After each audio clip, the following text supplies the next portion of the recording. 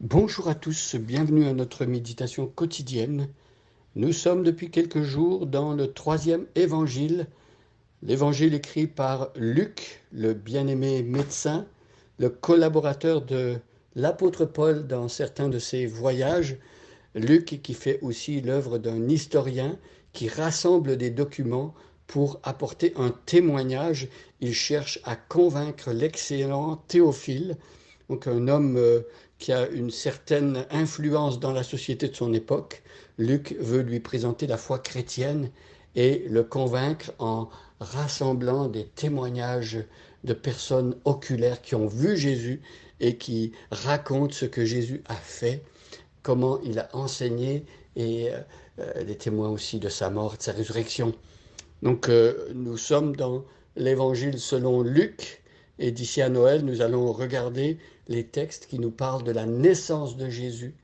Et nous sommes donc dans l'évangile selon Luc. Nous allons lire les versets 1 jusqu'à 16. Et aujourd'hui, nous allons nous arrêter au verset 4. Hier, nous avions vu les versets 2 et 3. En ce temps-là, parut un édit de César Auguste ordonnant un recensement de toute la terre. Ce premier recensement eut lieu pendant que Quirinus était gouverneur de Syrie. Tous allaient se faire inscrire chacun dans sa ville. Joseph aussi monta de la Galilée, de la ville de Nazareth, pour se rendre en Judée, dans la ville de David, appelée Bethléem, parce qu'il était de la maison et de la famille de David, afin de se faire inscrire avec Marie, sa fiancée, qui était enceinte. Et pendant qu'ils étaient là, le temps où Marie devait accoucher arriva, et elle enfanta son fils premier-né. Elle l'emmaillota et le coucha dans une crèche, parce qu'il n'y avait pas de place pour eux dans l'hôtellerie. Il y avait dans cette même contrée des bergers qui passaient dans les champs les veilles de la nuit pour garder leurs troupeaux. Et voici un ange du Seigneur leur apparut, et la gloire du Seigneur resplendit autour d'eux. Ils furent saisis d'une grande frayeur. Mais l'ange leur dit: Ne craignez point, car je vous annonce une bonne nouvelle, qui sera pour tout le peuple sujet d'une grande joie.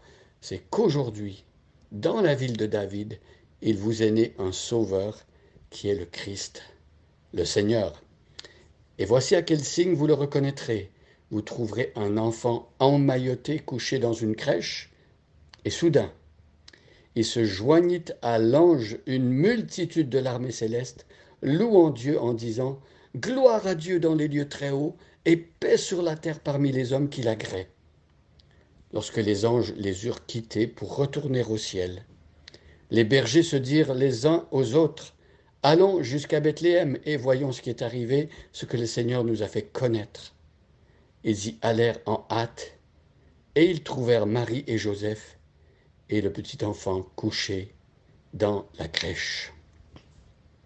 Revenons au verset 2 et 3.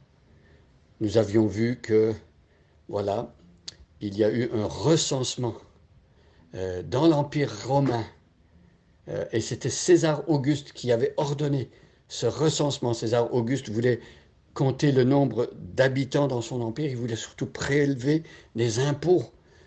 Et donc, Luc se permet de nous donner des détails historiques concernant le moment où ce premier recensement eut lieu, parce qu'il y en a eu d'autres après, et il nous dit que c'est à l'époque de Quirinus qui était gouverneur de Syrie. Vous voyez la précision de Luc qui a fait des recherches historiques précises pour pouvoir relater les événements tels qu'ils sont arrivés. Et donc, verset 3, nous avions vu que tous allaient se faire inscrire, chacun dans sa ville. Si votre ancêtre était de Jérusalem, vous deviez aller à Jérusalem. S'il était de Nazareth, vous deviez aller à Nazareth. Mais comme Joseph et Marie, qui vivaient à Nazareth, mais qui avaient des ancêtres à Bethléem, devaient faire le voyage vers le sud d'Israël, eh bien, pendant le voyage, eh bien, arrivé à Bethléem, euh, Marie, donc, a eu son bébé. Le temps était arrivé pour elle d'enfanter, d'accoucher. Voyez dans tout cela la souveraineté de Dieu. Marie aurait pu avoir le bébé en route vers Bethléem, elle aurait pu l'avoir à Nazareth ou ailleurs, mais il fallait que les prophéties bibliques s'accomplissent, les prophéties qui annonçaient d'avance que le Messie devait naître à Bethléem. Vous voyez à quel point Dieu a permis, Dieu qui est le maître de l'histoire, il a permis que Marie enfante quand elle était à Bethléem. Alors, nous arrivons au verset 4, et là on nous parle de Joseph.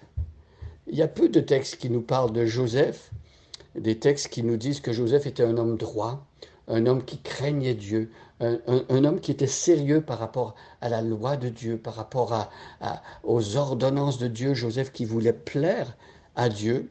On voit dans d'autres textes que quand Joseph apprend que Marie est enceinte, ne sachant pas ce qui s'était passé, il ne voulait pas la diffamer, il voulait rompre en secret parce qu'il ne voulait pas faire de tort à Marie, qu'il aimait, et lui, ne sachant pas ce qui s'était passé, il aurait pu croire en son cœur qu'elle l'avait trompé, mais quand même, il ne voulait pas lui faire du mal, voyez, et c'est un ange du Seigneur qui l'a averti et qui lui a fait comprendre que non, Marie ne l'avait pas trompé, Marie n'avait pas fait d'écart, Marie était restée pure et c'était l'ange du Seigneur qui avait mis la semence dans le ventre de Marie pour qu'elle ait un enfant, le Fils de Dieu fait homme.